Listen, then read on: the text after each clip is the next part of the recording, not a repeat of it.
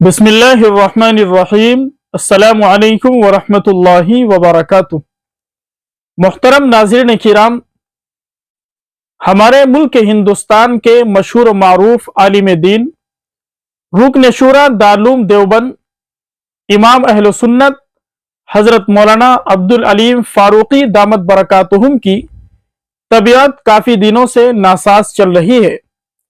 बताया जा रहा है कि तकरीबन पिछले 15 दिनों से हजरत वाला बिस्तर पर ही आराम फरमा है। हजरत के जिगर के अंदर इन्फेक्शन बताया जा रहा है। रिपोर्ट्स भी काफ़ी हो चुकी है, लेकिन नताइज अच्छे मालूम नहीं हो रहे।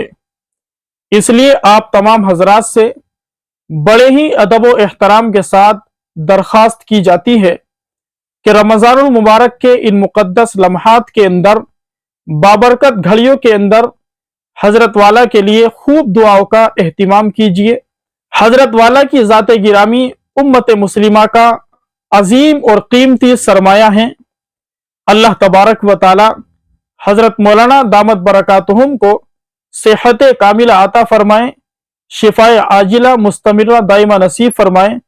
अल्लाह तबारक व ताला हजरत वाला की उम्र के अंदर बरकत अता फरमाए। अल्लाह तबारक व ताला हजरत वाला का साया हमारे सरों पर तादेर कायम व दायम फरमाए। आमीन। वमा अलैना इल्लल बलाग।